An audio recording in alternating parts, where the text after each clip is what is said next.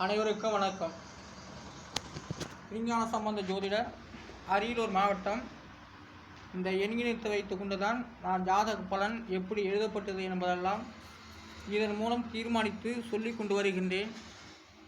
நான் 1.5 வருஷமாக ஏற்கனவே ஒரு காரக ஜோதிட ஆராய்ச்சி நிலையம் என்ற ஒரு யூடியூப் சேனலாக நான் ஆரம்பித்து அதை இடையில் கட்டடித்து, ஆனால் அது ஏப்ரல் மாதத்தில் இருந்து தோன்றும். இப்போது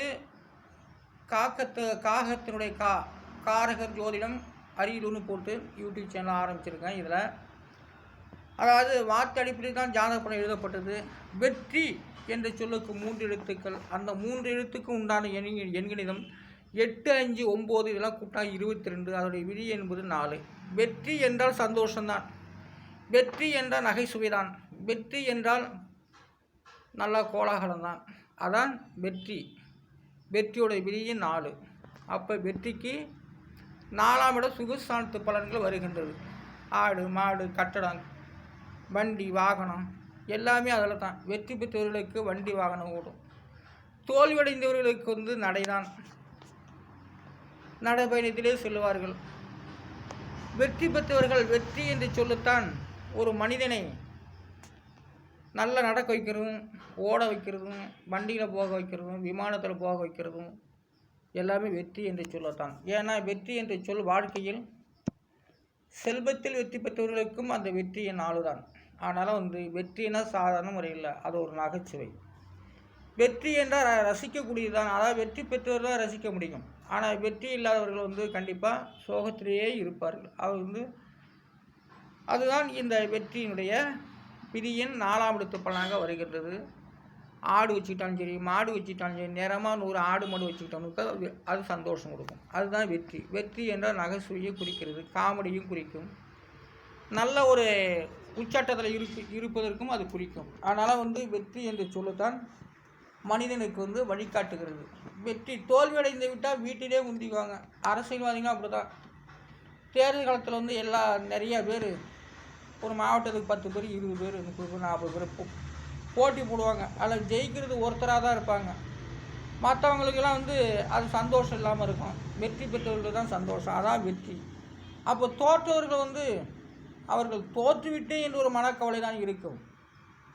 ஆனால் வெற்றி பெற்றவர்கள் சந்தோஷமடைய அதான் வெற்றி. வெற்றி என்பது 4ஆம் இடத்தை குறிக்கும். நிறைய இருக்குது அதில்.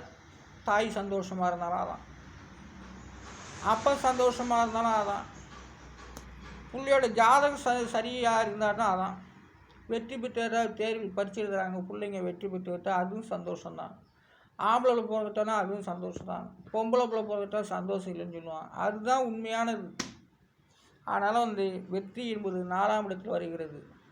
விவசாயிகளுக்கு 10 மூட்டை அடிக்கிறவங்க 100 மூட்டை அடித்தா அதுவும் ஒரு சந்தோஷம்தான். ஒரு ஆடு 4 குட்டி போட்டால் பெரிய சந்தோஷம். ஒரு மாடு 2 கன்று போட்டால் சந்தோஷம் இருக்காது. அது பிழைக்குதா சாகுதா அப்படிலாம் நினச்சிக்கிட்டு இருப்பாங்க. ஆகையால் 4 பண்ணை மாடு 10 மாடு 100 மாடு வச்சுருக்கான், அது ஒரு சந்தோஷம் தான். ஆனால் வெற்றி, அதாவது வாழ்க்கை வெற்றி பெற்றவர்களுக்கு தான் 4ஆம் இடம் எண் 4வது விதியினை குறிக்கின்றது. அதனால் ஒருத்தனுக்கு மனைவினால் சந்தோஷம், அது 4ஆம் இடம் தான். வெற்றி என்றாலே ஒருத்தர் காதலிச்சு லவ்வர்கள் கூடி விட்டால் அதுவும் வெற்றி தான். அதனால் வெற்றி என்பது 4ஆம் இடத்து பலன். அது ஒரு நகைச்சுவை, சந்தோஷம், இன்பமயமானது என்று சொல்லக்கூடியது. அதனால் வெற்றி என்பது 10 பேர் சேர்ந்து ஒரு குவார்ட்டர் வாங்கி கொடுத்துட்டானா 10 பேர்த்துக்கு அது ஒரு வெற்றி தான். அது பெரிய அது பெரிய வெற்றியே கிடையாது, அது தோல்வி தான். ஆனால் அந்த நேரத்தில் அவங்களுக்கு வெற்றி சியர்ஸுங்கிறதுலாம். அதனால் வெற்றி என்பது அது ஒரு கொண்டாட்டமானது. வெற்றி என்று சொல்லத்தான் 4வது விதி என்னை குறிக்கிறது. அடுத்ததாக மனிதனுக்கு 3 எழுத்துக்கள். அந்த 3 எழுத்துக்கு உண்டான எண்கணிதம் 1, 1, 7, 6 இதெல்லாம் கூட்டாக்கா 15வது விதி என்கிறது 6. அப்போ மனிதன் 6வது விதி எண்ணில் வருகிறான். 6 அறிவு உள்ளவன் பாருங்கள். புள்ளிலிருந்து மனிதன் 6வது அறிவு. அப்புறம் 7வது அறிவு விஞ்ஞானத்துக்கு போகுது. ராக்கெட் அனுப்புறது, செயற்கைக்கோள் அனுப்புறது, அதான் 7வது அறிவில் போகுது. அது சமசத்துவ பார்வையில் தான். மனிதன் 6 அறிவுக்குள்ளவன். அந்த மனிதன் ஒட்டுமொத்தமாக மனிதனுக்கு 6 அறிவு, எல்லாத்தையும் சிந்திக்கிற அளவுக்கு மனிதனுக்கு 6வது விதியின் பலன் கொடுக்கப்பட்டு வருகிறது. விதியின் 6. போன சென்ற யூடியூப் அந்த யூடியூப் வந்து ஏப்ரல் மாதத்துலேருந்து அது உதயமாகும். இப்போது வந்து வேறு யூடியூப் சில இது சொல்லினா ஏற்கனவே வந்து அந்த யானை போல இருக்கிற ஹரி ஹாரகர் சோதிட ஆராய்ச்சி அந்த இதில் வந்து சொல்லியிருக்கேன் நிறையா. அதில் வந்து நிறையா சொல்லியிருக்கான். மனிதனாக சொல்லியிருக்கான். மனிதன் 6வது விதி எண்ணில் இருக்கிறான், 6 அறிவு உள்ளவன். அதுக்கு தான் மனிதன் 6 அறிவு உள்ளவன் சொல்லியிருக்கான். இப்போ இந்த யூடியூப்லேயும் காகத்துடைய அப்போது காரகர் ஜோதிட அரியலூர் காரகர் ஜோதிடம் அரியலூர் என்ற ஒரு இதுலேயும் இந்த மனிதனை பற்றி சொல்லிவிட்டு வருகின்றேன். மனிதன் 6வது விதி எண்ணில் வருகின்றார்.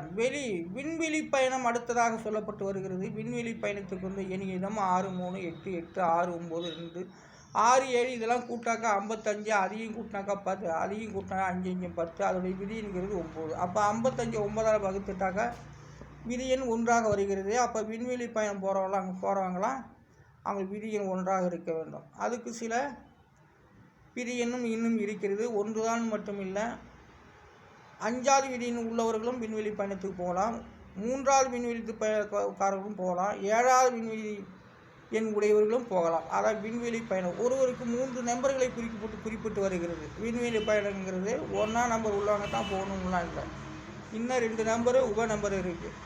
குருவி ரத்தம் என்று சொல்லக்கூடிய வார்த்தைக்கு வந்து எண்கிணிதான் 3, 5, 6, 3, 4, 7, 7 எல்லாம் கூட்டாக்க 35. அதோடைய விதிங்கிறது 8. அப்போ குருவி ரத்தம் அதோடைய விதிங்கிறது 8. அப்போ 8ஆம் இடம் ஆயுள் சாந்தத்தை குறிக்கிறது, அது மரணத்தை குறிக்கிறது, அது நீசத்தை குறிக்கிறது, அது கடவுளை குறிக்கிறது. அந்த இடத்துல தான் குருவி ரத்தம் 8வது விதி எண்ணில் வருகிறது. அப்போ குருவி ரத்தங்கிறது ஒரு வகை மரம், அது வேங்கை மரம் போல இருக்கும். அந்த வேங்கை மரத்து நேரம் போலவே இருக்கும் அந்த குருவி ரத்தம். குருவி ரத்தங்கிறது வேங்கை மரத்தை எப்படி நம்ம பவுடர் ஆக்குறோமோ அது போல இருக்கும் அந்த குருவி ரத்தம். அப்போ வேங்கை மரத்தினுடைய நிறம்தான் குருவி ரத்தம். ஆனாலும் வந்து இந்த குருவி ரத்தத்தினுடைய விதி என்கிறது 8. அப்போ குருவி ரத்தம் வேங்கை மரத்தினுடைய நிறத்தை குறிக்கும். அது வெட்ட பவுடராக வர பவுடர் ஆக்கி பார்த்தா அந்த குருவி ரத்தம் போல தான் இருக்கும். அதனால் 8 குருவி ரத்தம் 8வது விதி எண்ணில் குறிப்பிட்டு வருகிறது. பிறப்புக்கு அப்படின்னா பிறந்த நாள் தான். பிறப்புக்குங்கிறது பிறந்த நாள் தான். அந்த பிறப்புக்குங்கிறது 1, 8, 6, 2, 7, 3 இதெல்லாம் கூட்டா 27. அதோடைய விதி என்கிறது 9. பிறப்புக்கு அப்படின்னாலே அது வந்து பிறந்த நாள் தான். பிறப்புக்கு அப்படிங்கிற ஒரு வார்த்தை அது வேற வருது. இறப்புக்கு என்று சொல்லக்கூடிய வார்த்தைங்கிறது 2, 3, 6, 2, 7, 3 இதெல்லாம் கூட்டம் 23. அதில் விதிங்கிறது 5. இறப்புக்கு வந்து விதி எண் 5. அது வந்து இறப்புக்கு வந்து நினைவஞ்சலியை குறிப்பிட்டு வருகிறது. நான் சொல்கிறது வேறு, சரிங்களா? நிறையா உதாரணங்கள் ஒவ்வொன்றுக்கும் வார்த்தை நிறையா இருக்குது. இருந்தாலும் இது இந்த வீடியோக்கள் மூலமாக யூடியூப் சேனல் மூலமாக சொல்லி கொண்டு வருகின்றேன். இந்த யூடியூப் சேனலுக்கு வந்து யார் தான் ஆராய்ச்சியாளர் இருக்காங்கிறது தெரியல.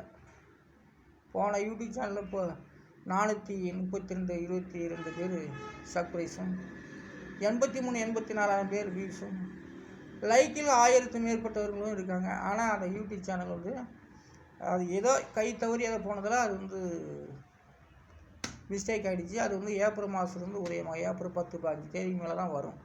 இப்போ அது வரை இந்த யூடியூப் சேனலுக்கு வரும். அதுவே வந்து அவ்வளோ பேர் பார்த்த இடத்துலேயே எந்த ஆராய்ச்சியாளர்களும் அந்த ஏன்னா வந்து தொடர்பு கொள்ள கிடையாது. எல்லாமே அப்போ வந்து ஆராய்ச்சியாளரும் பொய்யா, விஞ்ஞானத்தை தவிர மற்றதெல்லாம் எல்லாம் பொய்யான்னு நான் நினைக்கிறேன். அப்போ சோதிடத்துக்கு வந்து இதுக்கு ஒரு எந்த விதமான ஆராய்ச்சியாளர் இல்லை என்று தான் நான் சொல்ல முடியும். நான் மட்டும்தான் ஆராய்ச்சியாளர் உண்மையிலேயே. இதுக்கு யார் இதை எடுத்துக்கிட்டு வராங்கிறது பார்ப்போம். இந்த யூடியூப் சேனலில் சொல்கிறேன். அந்த யூடியூப் சேனல் ஏப்ரல் மாதம்னு வரும். அதில் நிறைய சொல்ல போகிறேன். அதனால் வந்து நான் அறியல் மாட்ட திருஞான சம்பந்த ஜோதிடர் இந்த எண்கிணிதம் நான் தனிப்பட்ட முறையில் உருவாக்கி வார்த்தை அடிப்படை சொல்லி கொண்டு வரேன். தமிழுக்கு 247, அந்த 247க்கும் தனித்தனி எண்கள் கொடுத்து ஜாதகப்படம் ஆண்டோர்கள் எப்படி எழுதுனாங்கிறதெல்லாம் நான் தனிப்பட்ட முறையில் சொல்லி கொண்டு வருகின்றேன். வணக்கம், நன்றி, வணக்கம்.